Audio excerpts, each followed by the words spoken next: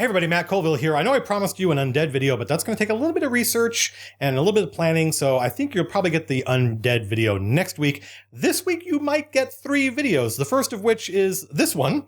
Obviously, we're going to talk a little bit about railroading.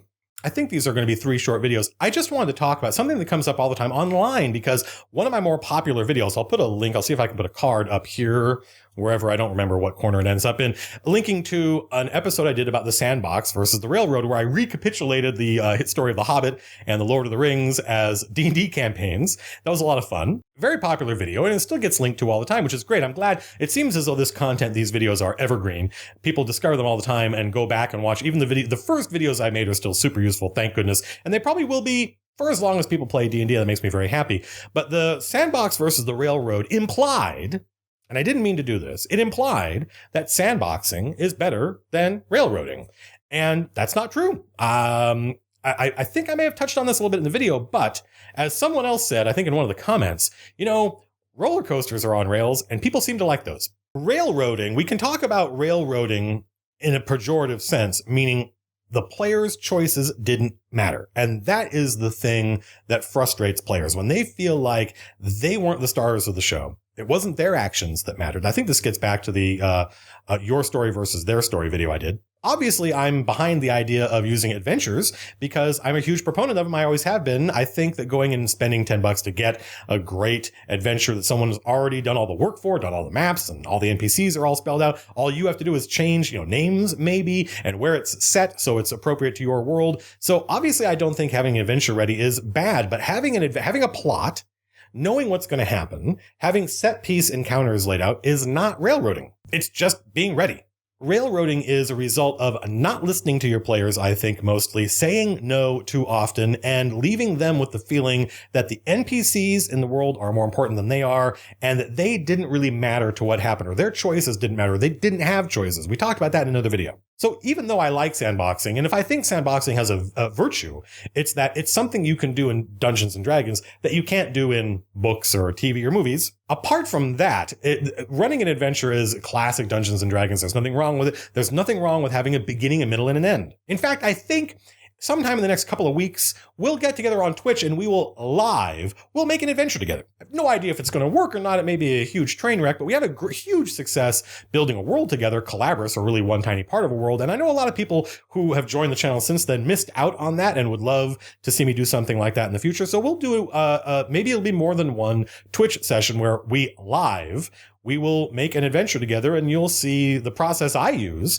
when I come up with an adventure for my players. And if you took the wrong lessons from the railroading video, you will think, well, surely this is railroading. Look, he has a beginning, a middle, and an end. But that's not railroading. Railroading is, it didn't matter what the players did. The players weren't the stars of the show, and their choices seemed irrelevant. I think, and maybe we'll dig into this when we start building an adventure together, when we talk about player choice, what we mean is, I don't even necessarily mean branches of a dungeon. For instance, there was a great dungeon designer back in the late 70s, early 90s named Paul Jacquet. And if you take his dungeons apart, that dude always put really interesting choices in a dungeon. So you could run it several times.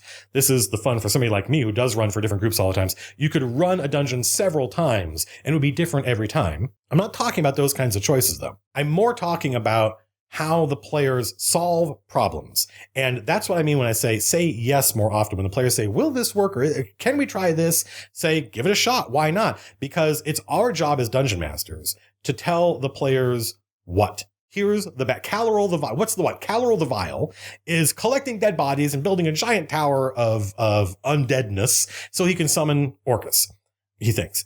That's the what. That's what you have. What you have to do is stop him. How? We have no idea. The Dungeon Master has no idea. I don't want to know how. But we don't answer the question, how? How are you going to do this? I have no idea. And if you let the players have free reign in the how department, that gives us as Dungeon Masters permission to be in charge of the what. We have to be in charge of the what, right? What are you trying to do? What is the goal? What is the quest? The players have to, will the hero, ... The players are going to try and overcome some hurdle that we have put in front of them. We have no idea how they're going to do it. And when they start planning and coming up with ideas, it's our job to come up with ways to make those ideas work. It's not our job to thwart those ideas, although sometimes we must. In order to maintain verisimilitude, the world has to have rules. The players need to depend on those rules. That's important. Maybe do a whole video on that later. So sometimes we have to say no, but we should have good reasons for why we say no, and we should explain to the players why. And it's a good explanation when the players go, oh yeah, no, that makes sense. Otherwise, it is our responsibility as Dungeon Masters to listen to the players and encourage their crazy solutions, because that's part of the fun of playing D&D. I remember telling one of the earliest conversations I had with Matt Mercer. We were talking about what a Dungeon Master's job is, and I said, I honestly feel like I should just tell him, like, it's not my job to solve your problems. It's my job to solve your solutions. Because the stuff that players come up with is often crazy, especially when they start to understand, they start to get a sense of their own power, and they start to understand we don't have to accept the things that Matt has put in front of us. We can stop and let's go gain some levels. Let's go meet some other NPCs. Let's go try to lure Caloril the Vile out of in fact, let's set up a trap for him. We know he comes for dead bodies. Let's create a scenario where there could be some dead bodies. And then when Caloril shows up, he won't be in the middle of his dungeon that we have to fight our way through. He'll be out here, and we can set it up so it's on our terms. Look, I've run the Caloril the Vile scenario, by the way, which is one I made up. It's a unique synthesis of a bad guy from a published adventure, Keep on the Shadowfell, and a plot line from a favorite series of mine, the Black Company, and the cursed gold from the Belgariad. I threw all these things together into a scenario. I've run it several times and never have the players, I think they talked about it once, but they never executed on the idea of, let's use the fact that he shows up to collect the red gold, or to distribute the red gold and collect the dead bodies, to ambush him. Once the players have the idea of luring him out, of using his own tactic against him and his desire to collect bodies and distribute the red gold, once they have that idea, they're going to start thinking about ways to stack the deck in their favor and make it so that when Caloril the Vile shows up, unbeknownst to him, he's walking into a trap. And that is something you should say yes to and encourage. And the players are never in a million years going to think that you have railroaded them, because it was their idea to lure him out. You understand the difference now, right? The idea that having a plot, having a beginning, a middle, and an end, and knowing what the set piece battles are, is not railroading. Railroading is telling the players no when they try to deviate from these things. Railroading is telling the players no when they have an idea that is in any way other than what you had planned. In fact, I think good dungeon masters on purpose try to avoid drilling down too far on some details, because leaving open spaces in your adventure, leaving questions you don't know the answers to, gives the players the opportunity to fill those things in and gives you the opportunity to say yes to them when they come up with their crazy plans. So let us not condemn being on rails. Being on rails is just knowing what your adventure is. Railroading is saying no. It's saying no too often, and saying no because it's something that you hadn't thought of, or that you feel is going to result in the players not seeing your cool content that you came up with. But your cool content is not the star of the show.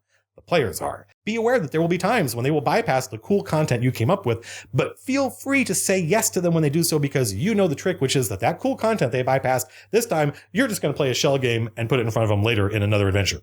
No good encounter goes to waste. Everything is recycled. Anything the players skip this time, you're going to put in front of them next time. That was the On Rails episode, folks. I hope it serves as a useful supplement to the sandboxing versus railroading episode. And we're going to get, I think, another 2 videos this week before you get the Undead video next week. The next video is going to be about a phrase that I use all the time. And I realize that some people have never heard of it before. No spoilers. Not going to tell you what the phrase is. Otherwise, you would just go look it up and spoil the fun.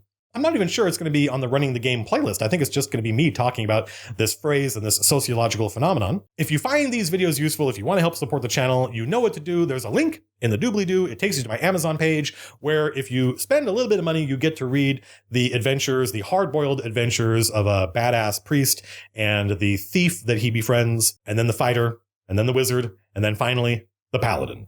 No spoilers. Until next time, peace out.